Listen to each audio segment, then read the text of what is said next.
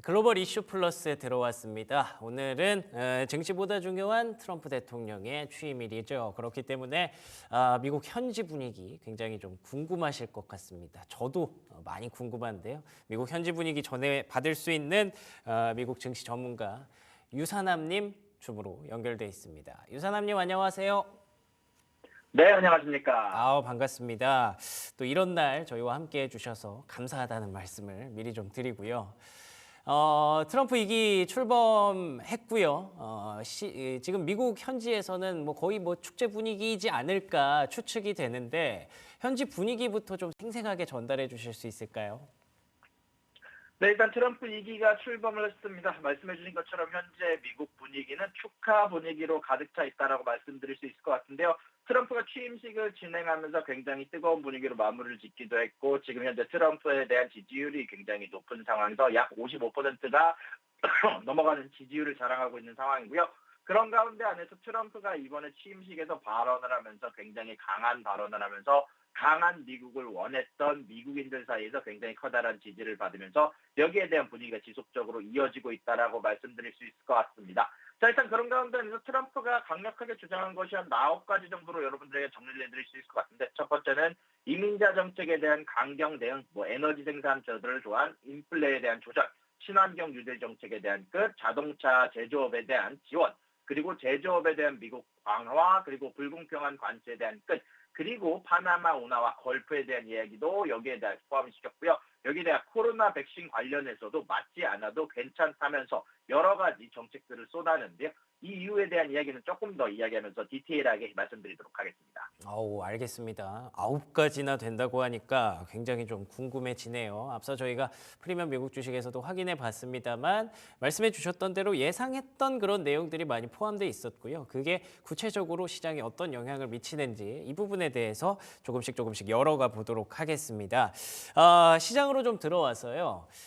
증시 전망 한번 얘기해 볼게요. 트럼프 1기와는 2기가 좀 다르기는 하겠습니다만 1기 때의 흐름을 좀 기억해 보면, 되짚어 보면 취임식 전까지의 흐름, 그리고 취임 이후의 흐름 이런 것들을 한번 비교해 볼 수 있을 것 같은데 그때 당시 분위기 어땠는지 혹시 기억해 주실 수 있나요?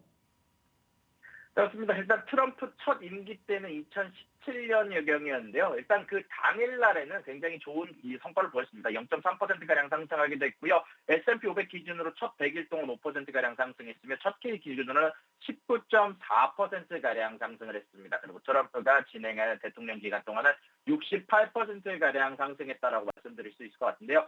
트럼프 행정부의 감세 및 규제 완화 정책이 실질적으로 기업 실적 개선에 기여했다라는 평가가 있고요. 특히 일부 기업은 연간 20% 이상의 EPS 성장률을 기록하기도 했었습니다. 여기다가 2018년 같은 경우는 중국 수입품에 분명히 10%에서 25%의 관세를 부과하기는 했지만 초기 2017년에는 무역 갈등이 없었기 때문에 이런 부분들이 추가적인 상승 여력이 되었고, 그 당시 기준으로 유럽과 중국의 경제 성장세가 강세를 보이면서 미국 시장에서도 긍정적인 외부 요인으로 작용을 했었다라고 말씀드릴 수 있을 것 같은데요.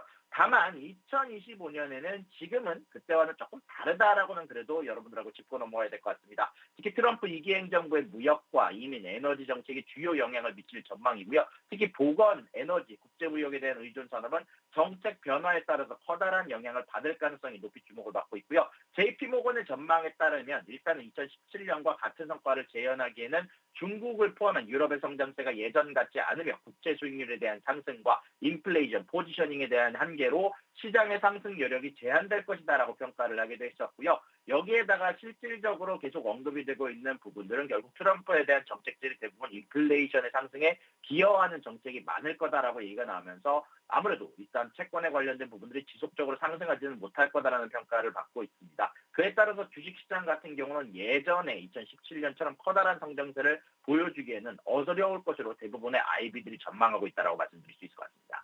그렇군요. 2017년도에는 정말 강했던 시장이었는데 이번에는 조금 분위기가 좀 달라질 수 있다라는 얘기들 사실 기억해 보면 트럼프 취임식 이전까지의 분위기 그리고 지난 12월 연말부터의 분위기를 기억해 보면 썩 그렇게 좋지만은 않았거든요. 이게 뭔가 충분히 많이 반영했다라는 느낌도 있었고 많이 올라왔다라는 느낌도 있었기 때문에 요거를 또 어떻게 슬기롭게 헤쳐나가고 또 다른 먹거리, 모멘텀을 만들어내는지는 앞으로 우리가 좀 지켜봐야 될 문제인 것 같습니다. 자, 그리고 행정명령에 대해서 다들 많이 궁금해하시는 것 같은데 어떤 포인트에 좀 주목을 해야 될지 그거 한번 짚어주시면 좋을 것 같아요. 일단 많은 사람들이 가장 신경을 쓰는 부분에 대해서는 관세 부과 여부일 것 같은데요. 일단 관세 부과는 바로 이루어지지 않을 거다라는 전망이 우세적입니다. 실질적으로 이 관세 관련된 부분들은 결국 협상 용도로 쓰일 가능성이 높다 보니까 이런 부분들에 대해서는 아직은 블룸버그 기준으로는 조금 더 시간이 걸린 이후에 차차 조금씩 관세를 늘릴 것으로 예상이 된다는 얘기가 나오고 있고요. 다만 이런 부분들에 반대되게 멕시코에 대한 국경에 대한 불법 입국에 대한 전면 차단과 불법 체류자들에 대한 대거 추방에 관련된 부분은 이번 연설에서도 지속적으로 언급이 됐습니다. 실질적으로 이 남부 쪽에 있는 국경에 대해서 군대를 진격시켜 불법 입국을 전면 차단하겠다, 바로 실행하겠다라고 언급하면서 이 부분에 대한 행정명령을 강력하게 지지를 하기도 했고요. 다만 많은 분들이 주목을 하셨던 비트코인 관련, 혹은 코인 관련, 암호화폐 관련된 행정명령은 아마 지금 당장 이루어지지 않을 거다라는 명령에 대한 분위기가 우세하게 되게 되면서 오늘 코인 하락에 기여하기도 했고요. 일단 지금 당장 아마 주목할 만한 부분은 아마 이민에 관련된 부분이고 여기에다가 추가적으로 아무래도 그린 뉴딜 정책이라고 하죠. 이런 부분들을 끝내고 지금 당장 에너지에 대한 비상사태를 선언하면서 에너지에 대한 생산량을 늘리는 행정명령을 바로 실행될 것이라고 얘기가 추측이 되고 있습니다. 그렇군요. 일단 가장 중요한 건 역시나 에너지였던 것 같고요.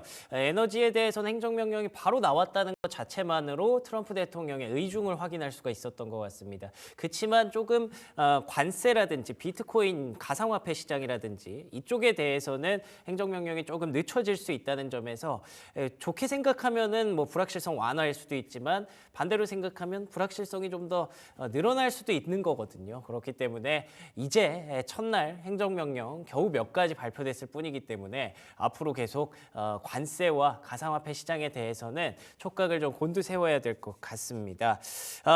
인플레이션 우려는 좀 어떻게 보십니까? 이번에 그래도 에너지와 관련해서 얘기를 할 때 인플레이션 잡는 게 가장 큰 목표라고 얘기를 하던데요. 어떻게 보셨어요?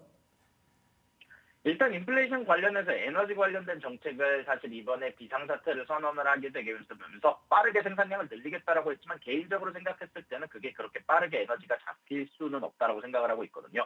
뭐 여러 가지 시추량을 늘린다라고 하지만 이것이 진행되는 기간 동안도 결국 여기에 대해 새로운 구멍을 늘리고 여기에 대한 시추를 진행하는 기간이 필요하기 때문에 개인적으로 생각했을 때는 아마 지금 단기적으로 인플레이션을 줄이기보다는 몇 년 후, 1년에서 2년 후에 결국 이런 조치가 추가적으로 이제 인플레이션 하락에 기여할 것으로 보이고 있고요. 다만 이민 관련된 부분이나 아마 관세 관련된 부분들은 지금 당장이라도 사실 관세가 지금 당장 도입이 되지 않더라도 인플레이션에 기여하는 바가 있습니다. 일단 관세 같은 부분은 나중에 부여가 된다라고 얘기를 하더라고요. 아이비들 기준으로는 결국 이런 부분들이 지금 당장 사람들이 몰려서 관세가 부과되기 전에 기업들이 사려고 하는 움직임으로 이어지기 때문에 인플레이션에 이미 어느 정도 기여를 하고 있다라고 평가를 하고 있고요. 특히 트럼프 이기행정부가 중국에 최대 60%에 관한 관세를 부과한다라는 부분에 대해서는 아직 도입이 되지 않았지만 만약에 실질적으로 도입이 될 경우 이런 부분들은 미국의 GDP에도 영향을 미치겠지만 미국을 뺀 더 많은 국가들에게 더욱더 악재로 커다란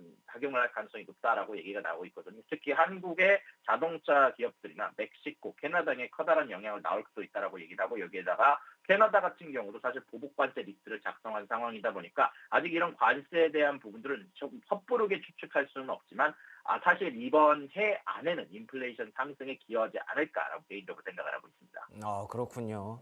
뭐 인플레이션에 대해서도 사실 우려 요인이 굉장히 컸기 때문에 우리가 많이 걱정을 하고 있었는데 오늘 나온 내용들을 보면 생각보다 많이 좀 잡아줄 수도 있겠구나라고 완화가 됐다고 생각했거든요. 그렇지만 역시 좀 전문가의 시선은 좀 다르네요. 확실히 앞으로도 계속 상존한 위협이다. 관세가 아직 부과되지 않았기 때문에 관세는 인플레를 당연히 또 가져올 수밖에 없기 때문에 동반할 수밖에 없기 때문에 올해 내내 좀 확인해 봐야 되는 그런 내용이다. 그리고 앞서 말씀하신 그 에너지 가격으로 인플레이션을 잡겠다라는 목표는 한 2, 3년은 걸릴 수 있는 그런 상황이어서 단기적으로는 올해는 인플레이션 이슈가 계속 좀 불거질 가능성이 높다고 봐야 될 것 같네요. 근데 반대로 금리는 조금 떨어지기는 했거든요. 금리 하락에 대해서는 어떻게 보고 계신지 궁금하네요. 근데 사실 제가 이거는 CPI 관련된 부분이다라고 말씀드릴 수 있을 것 같은데요. 뭐 제가 진행하는 채널에서는 CPI에 대한 예상 수치를 지속적으로 분석하고 있고 이런 부분들에 대해서 시장의 예상치도 같이 비교를 하고 있는데 시장의 예상치가 워낙 높게 잡혔었습니다. 이제 CPI에 대한 예상치가 0.4%, 코어 CPI도 0.3%로 잡혔는데 코어 CPI가 예상치보다 낮게 나와주면서 시장의 예상치보다 낮게 나와주면서 연준이 금리 인하할 수 있다라는 가능성이 지속적으로 제기가 되고 또한 단기 숏 포지션의 청산과 롱 포지션에 대한 전환이 이루어지면서 채권 시장이 반등을 했다라는 분석이 나오고 있는데요. 다만 그럼에도 불구하고 IB들의 전망 자체는 좋지는 않습니다. 일단 뱅크 오브 아메리카 같은 경우는 2025년 말까지 10년물 금리가 4.75 언저리로 예상을 하고 있는 상황이고요. 현재 미국의 경제 성장률 그리고 핵심 PC 물가 상승률이 아직까지는 완벽하게 잡혀 있지 않은 상황이다 보니까 현재 굉장히 높은 금리를 예상하고 있다라고 말씀드릴 수 있을 것 같고요. 현재 기술적으로도 단기적으로는 4.25에서 4.75 범위에서 안전될 가능성이 높다라고 얘기를 하지만 일단 이런 부분들은 이번에 나올 FOMC를 통해서 아마 연준위원들의 의중을 바라봐야 되겠지만 최근에 매파적인 연준위원들 사이에서 의외로 비둘기적으로 돌아서는 모습이 관측이 되기는 했었거든요. 이런 부분들은 FOMC에 긍정적으로 작용할 수 있다고 생각을 하고요. 다만 CPI가 특히 주거비가 아직은 안정되지 못하는 모습을 보여주고 있습니다. 최근 들어서 기호식품들의 가격들 그리고 유가 관련된 부분들이 지속적으로 상승하면서 아직까지는 인플레이션의 상방 압박을 넣고 있는 상황이거든요. 특히 천연가스 같은 경우는 최근 들어서 날씨가 굉장히 추워지기 시작을 했고 또한 이번에 일어났던 LA 산불로 인해서 전체적으로 보험회사들 사이에서는 보험료를 높일 것으로 예상이 많이 되고 있는 상황이거든요. 이런 부분들을 사실 다들 포함을 해봤을 때는 결국 인플레이션이 상방 압박을 받을 가능성이 아마 단기적으로 아마 세네 달간은 높다라고 생각이 좀 들고 있고요. 일단 그런 가운데 안에서 실업률이 올라가게 된다면 지금 당장 실업률이 올라갈 것 같지 않기 때문에 전체적으로 인플레이션이 상방 압박을 받는다고 하는 건데 만약에라도 실업률이 올라가게 되는 지점이 오게 된다면 그때부터가 아마 인플레이션에 대한 하방 압력이 시작되는 시기가 아닐까라고 개인적으로 생각하고 있습니다. 아, 그렇군요. 인플레이션, CPI. 사실 지난달 수치가 발표가 되면서 시장이 금리도 떨어지고 굉장히 많이 환호를 하는 그런 분위기가 있었는데 사실 0.1% 차이였거든요. 그리고 말씀하셨던 대로 주거비가 뭐 그렇게 크게 내려온 것도 아니고요. 이 와중에 뭐 산불도 있었죠. 그리고 또 유가와 천연가스 가격 이번 달에 많이 올랐습니다. 그렇게 되면 다음 달 CPI에서 또 문제가 생길 수 있기 때문에 지금 현재 시점에서 금리가 떨어지는 걸 계속 떨어진다라고 보기에는 조금 어렵다라는 관점 명확하게 좀 정리가 됐던 것 같습니다. 그걸 만약에 떨어뜨리려면 결국에는 고용에서 실업률이 조금 움직임을 좀 보여줘야 된다는 중요한 지표도 얘기를 해주셨으니까 앞으로 이제 다시 펀더멘털 우리가 얘기를 하게 되겠죠. 트럼프 얘기보다도 그 시기가 올 때 여러분들 참고하시면 좋을 것 같고요. 그러면 저희 이제 그 연휴 들어갈 때 또 FOMC가 있어서 그런데 FOMC 전망에 대해서는 뭐 크게 뭐 특이사항은 없겠네요. 네, 말씀해 주신 것처럼 FOMC는 거의 대부분 동결을 예상을 하고 있고 저도 거의 90% 이상 확신을 하고 있습니다. 동결로 보고 있고 사실 그런 가운데 안에서 조금 더 매파적인 연준 위원들이 비둘기로 좀 더 돌아서기 시작을 했다라는 점. 특히 원로 총재가 이번에 발언을 하게 되면서 이제는 빠르게 우리가 유동성을 풀 필요가 있는 부분들이 느껴지기 시작을 했다라고 얘기를 했는데 그 당시 기준으로 시장이 하락하긴 했지만 매파적인 연준 위원이 비둘기로 돌아섰다라는 점은 긍정적으로 볼 만한 요소가 있었던 것 같거든요. 다만 그럼에도 불구하고 지금 당장 FOMC가 금리 인하로 이어지지는 않고 만약에 이번 FOMC의 관전 포인트라고 얘기를 한다면 이번 인플레이션에 대해서 과연 연준이 만족할 것인가? 사실 0.4에 0.2%는 절대로 낮다라고 얘기를 할 수가 없는 수치거든요. 결국 코어 CPI는 계속해서 0.1에서 0.2에 관련된 수치가 나와야 되는 거고 CPI도 0.1에서 0.2가 나와야 되는데 0.4라는 특히 가솔린 가격과 천연가스 가격이 굉장히 높게 측정이 되고 여전히 러시아 관련된 전쟁 혹은 러시아에 대한 제재가 진행되는 상황에서는 이 천연가스 가격이 좀 진정되기는 어려운 상황으로 가고 있기 때문에 아직까지는 FOMC는 조금 더 조심스럽게 이제 관찰하는 부분으로 갈 것 같고 아무래도 항상 얘기했던 것처럼 나오는 수치에 따라서 행동하겠다라고 얘기를 할 것으로 예상이 되고 있지만 그런 가운데 안에서 파월 연준 의장의 아무래도 의중을 찾아보는 것은 여전히 중요한 부분이다라고 생각을 합니다. 알겠습니다. 트럼프 대통령과 파월 의장의 어떤 관계도 사실 앞으로 되게 중요한 관전 포인트이기 때문에 이번 FOMC도 뭐 크게 다르지는 않겠지만 그래도 어떤 분위기로 얘기를 하는지 정도는 우리가 좀 주목해 볼 필요는 있을 것 같습니다. 그리고 말씀해 주신 대로 비둘기파적인 그런 관점이 조금씩 다시 늘어나고 있다는 거, 우리가 지금 심리가 트럼프 이 정도는 아니네라고 생각하는 것처럼 연준도 그런 생각 좀 할 수 있지 않을까 한번 기대를 해보겠습니다. 자, 그래도 뭐 우려 요인도 좀 있습니다만 어쨌든 약간 축하하는 분위기, 축제 분위기 속에서 수혜주 찾기도 좀 나타날 것 같거든요. 트럼프 2.0 수혜주 간단하게 좀 정리해 볼 수 있을까요? 일단 트럼프 수혜주를 간단하게 정리를 해보자면 아무래도 코인 관련된 주식, 특히 오늘 같은 경우도 이번 주 주말부터 트럼프 코인 이상 전체적으로 여기에 대해서 거래가 되기 시작을 했고 12배 이상 가량 오르기도 했고요. 트럼프가 직접적으로 코인을 발표하게 됐지만 트럼프의 와이프 멜라니아도 코인을 발표를 했고 오늘 분명히 행정명령을 통해서 코인 관련된 부분에 대한 얘기를 하기는 하지만 결국 자신들이 코인을 매집하고 있고 트럼프의 회사들이 코인을 매집하고 있고 이미 트럼프가 코인에 대한 강세를 선언한 상황에서 트럼프가 아무래도 트럼프 관련주로 가장 빠르게 선택을 하자면 개인적으로 생각했을 때는 아마 코인 관련주가 될 것으로 예상이 되고 있고요. 두 번째로는 전체적으로 로켓 관련된 부분, 우주 산업에 대한 부분들을 이번 연설에도 지속적으로 언급을 하긴 하더라고요. 이런 부분들은 아마 아직까지 주식시장 상승으로 이어지지 않은 가운데 안에서 조금 더 지목해볼 만한 여지가 있다고 생각을 하고요. 이번에 그린 뉴딜 정책을 끝낸다라고 얘기를 하면서 전체적으로 그린 에너지에 대한 부분 혹은 전기차 관련된 부분들은 조금 우려 섞인 시선이 나오고 있습니다. 특히 이런 부분들 관련해서 일론 머스크가 운영하고 있는 테슬라에 관련해서는 조금 더 재미난 시선이 있는데요. 아무래도 이런 그린 뉴딜 정책이 폐지가 되면서 전기차 섹터가 안 좋으면 경쟁자들이 안 좋아지기 때문에 테슬라가 수혜를 받을 거다라는 시선이 존재하는 한편 아무래도 이런 전기차 보조금이 사라지게 되면 매출 자체, 전체적인 파이 자체가 줄어들 수도 있다는 시선이 존재하고 있는데 일단 그런 가운데 안에서 가장 주목할 부분, 확실하게 올라갈 섹터를 얘기를 하자라고 하면은 개인적으로 생각했을 때는 은행 관련된 섹터와 에너지 관련된 섹터가 아닐까라고 생각을 하고 있습니다. 인플레이션에 대한 우려가 높다면 결국 금리가 높은 상황이 유지가 될 것이고 현재 많은 IB들은 경기 침체가 오지 않을 거라고 생각을 하고 있거든요. 실업률이 크게 오르지 않는다면 그런 가운데 안에선 관세 관련된 부분이 도입이 됐을 때 인플레이션이 높고 10년물 금리가 높은 것은 결국 은행들이 수익률을 높여가는 과정이 될 수가 있기 때문에 이런 부분들은 은행주들의 긍정적으로 볼 수 있는 요소가 있는 것 같고요. 또한 에너지 관련된 부분, 아무래도 지금 당장 가격이 높은 상황에서 지속적으로 생산 관련된 캐파를 늘릴 수 있게 규율을 수정해 준 것 자체가 호재로 가정해 줄 가능성이 높다 보니까 이런 부분들은 지속적으로 에너지주들에게도 전통 에너지주 그리고 여러 가지 전통 미국에서 산업들에 관련해서도 제조업 관련된 부분들이 긍정적으로 작용할 요소가 있다라고 개인적으로 생각하고 있습니다. 알겠습니다. 코인 관련주 우주항공 그리고 에너지 은행까지 정리해 봤습니다.